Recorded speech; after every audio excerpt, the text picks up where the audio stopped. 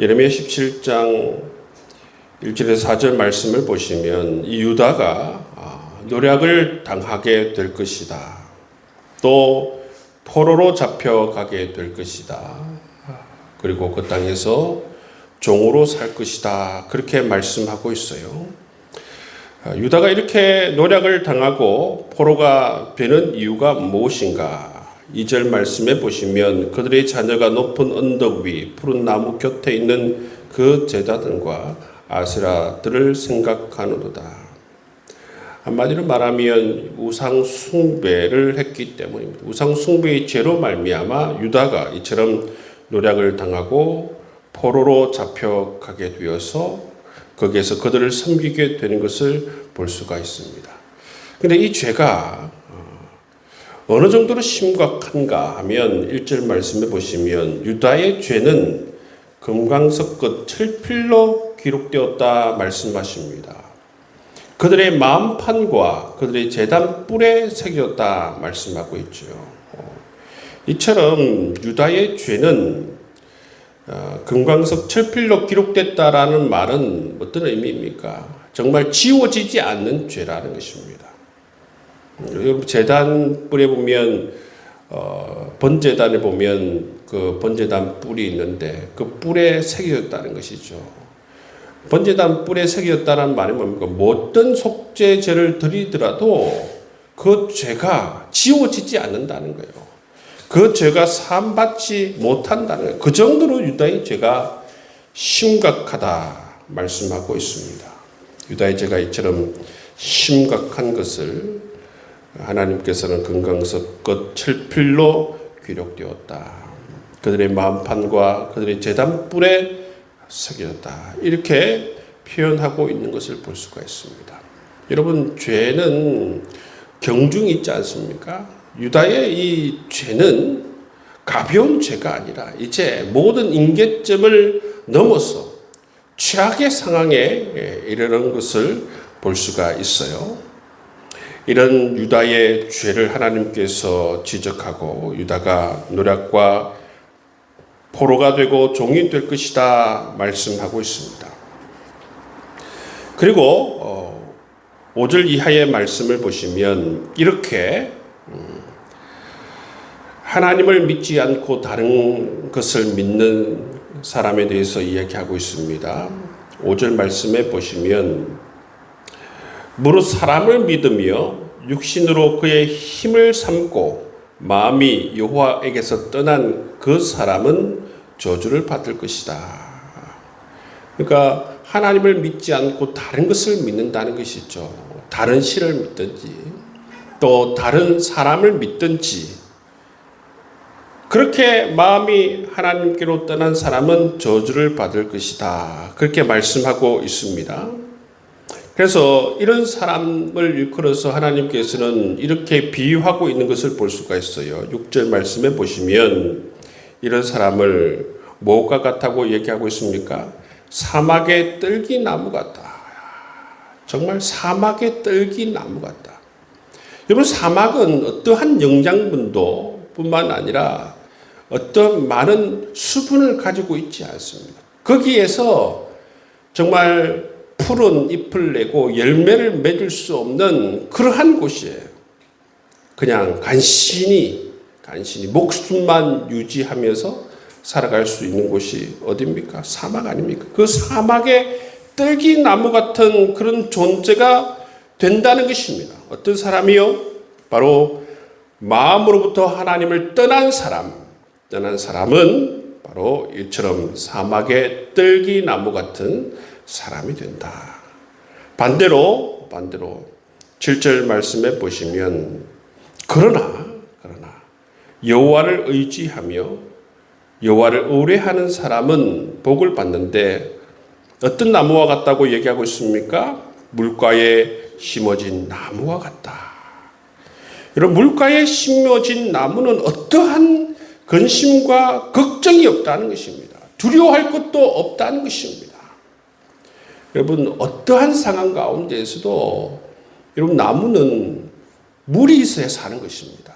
그런데 물가에 심겨졌다는 것은 아무 걱정이 없다는 것이죠. 왜냐하면 물가가 모든 것을 공급하기 때문입니다. 그래서 여러분 보면 이 사람은 어떤 사람인가? 바로 여호와를 의지하며 여호와를 의뢰하는 사람이 바로 물가에 심겨진 사람이다. 말씀하고 있는 것을 볼 수가 있는 것입니다. 여러분, 정말 하나님께서는 우리에게 말씀하지 않습니까? 정말 축복받은 사람은 누구인가? 물가에 심겨진 나무와 같은 사람이다. 저주받은 사람은 누구인가? 하나님으로부터 떠나서 마치 사막의 떨기나무 같은 존재들, 이런 존재들은 이미 저주를 받았다는 것입니다.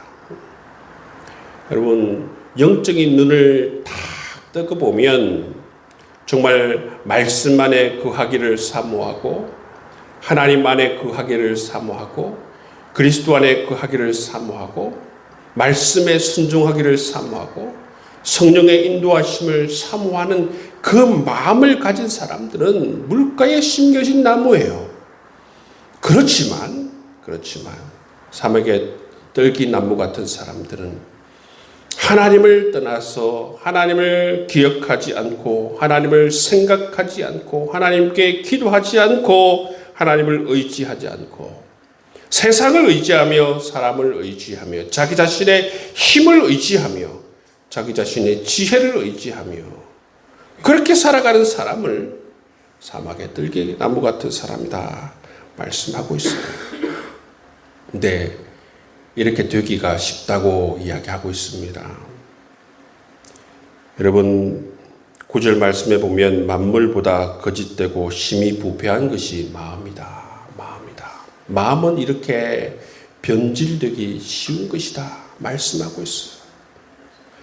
마음이라는 것이 바로 이렇게 변질된다는 것입니다. 물가에 심겨진 나무도 여러분 그냥 내버려 두면 나중에 이것이 뽑혀가지고 사막에 심겨진 나무가 된다는 거예요. 우리 마음을 잘 관리하는 것이 필요합니다. 우리 마음이 정말 오직 하나님만 의지하고 오직 하나님만 사랑하고 오직 하나님만 신뢰하며 어떤 상황 가운데서도 이 물가를 내가 떠나지 않겠다.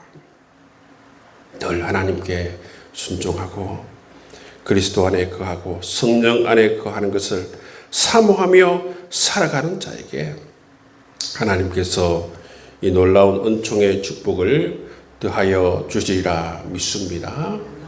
그런 축복을 받아 살아갈 수 있는 여러분 될 수 있기를 주님의 이름으로 축복합니다.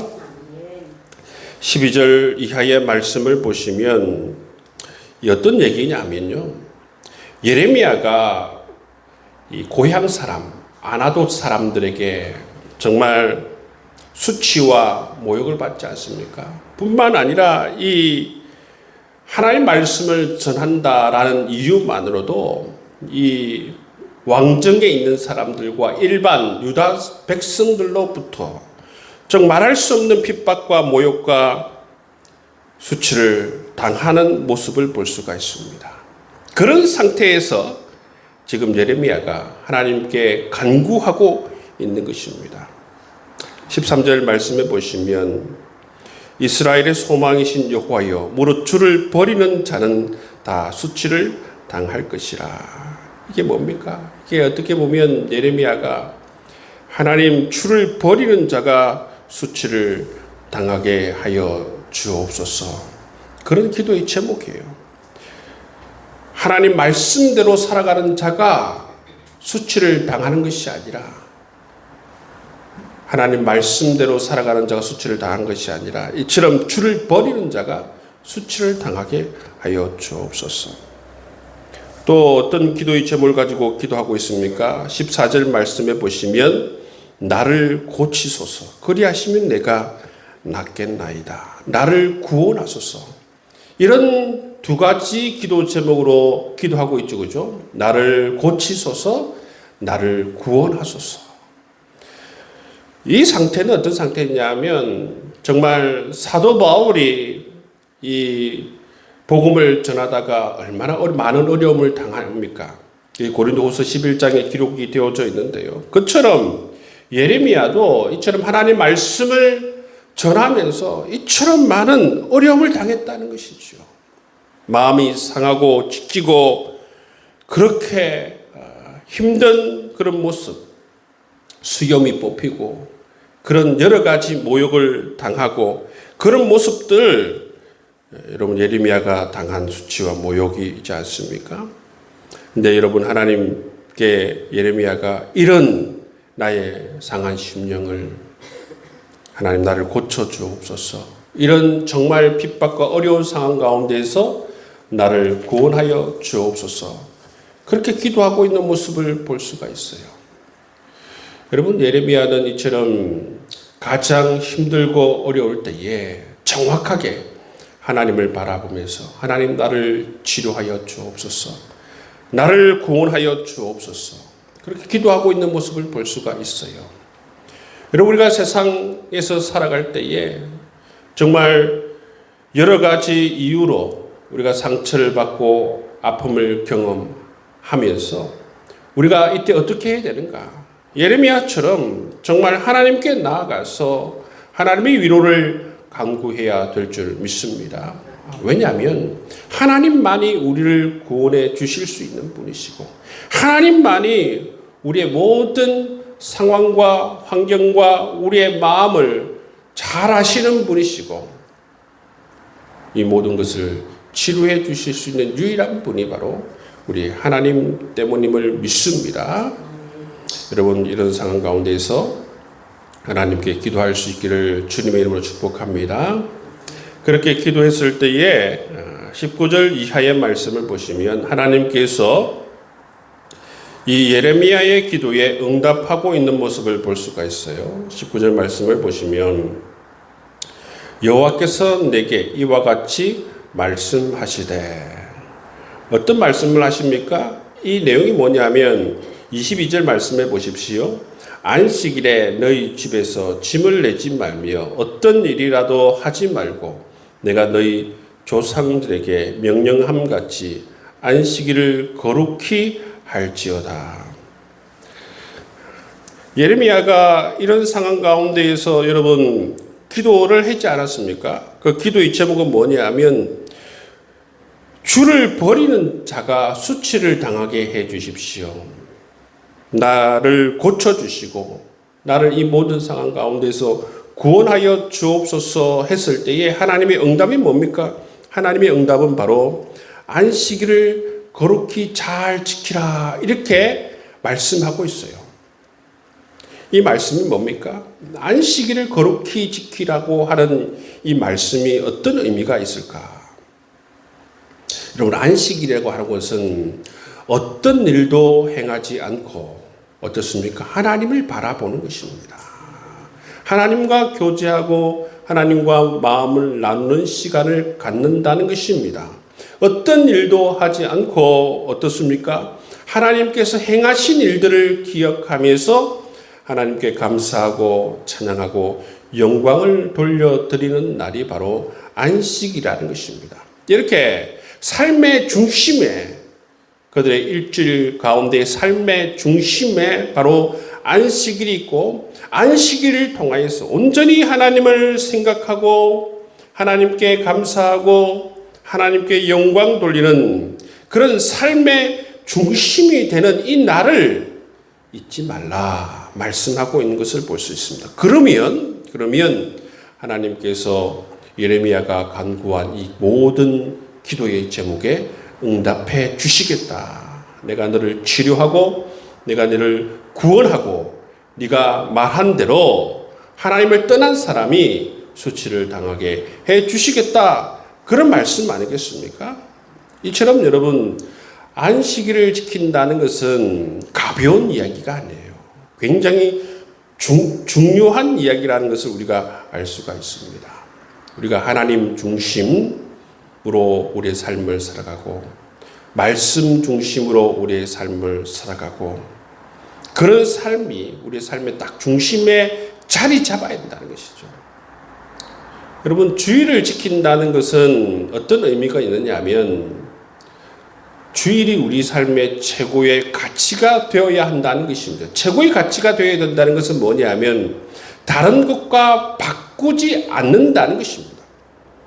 아무리 중요한 일이 있고 아무리 바쁜 일이 있고 그러한 일이 있더라도 정말 이 주일만은 어떠한 상황 가운데 지키겠다라고 하는 그런 마음을 가지고 살아가는 자세가 중요하다는 것이죠. 이 주일을 사모하면서 하나님을 사모하면서 하나님께서 행하신 일들을 기억하면서 내가 하나님 중심으로 살아가겠다. 그 정말 굳은 마음의 결단을 가지고 살아가는 것이 중요하다는 것입니다. 여러분 그렇게 살아갈 때에 하나님께서 우리에게 순종의 축복을 더해 주시는 것을 볼 수가 있는 것이죠.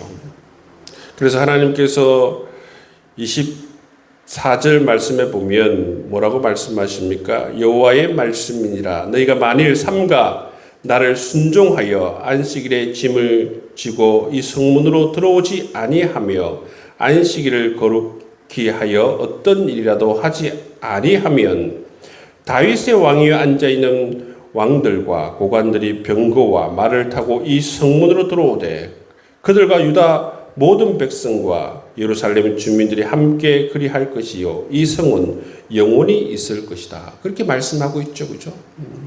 정말 안식일을 거룩히 하나님께서 말씀하신 대로 지키면 이 성이 영원할 것이다. 다윗의 왕위가 영원할 것이다. 말씀하고 있습니다. 여러분 그렇지 아니하면 불순종하게 되면 어떻게 되는 것입니까? 이 성문에 불을 놓아서 이 불이 예루살렘 성문을 다 삼킬 것이다. 그렇게 말씀하고 있는 것을 볼 수가 있습니다. 여러분 이처럼 하나님께서 정말로 중요하게 생각한 게 뭐예요? 안식일을 거룩하게 지키는 것을 정말로 중요하다.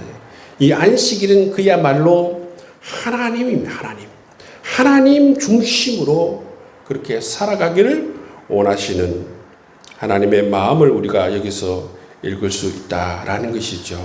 여러분 오늘도 살아갈 때에 하나님을 우리의 마음의 중심에 두고 하나님을 사랑하고 하나님을 생각하고 하나님과 교제하며 그렇게 살아갈 때에 하나님께서 여러분에게 순종의 축복과 삶에서 하나님의 놀라우신 은총으로 여러분에게 더하여 주실 줄 믿습니다.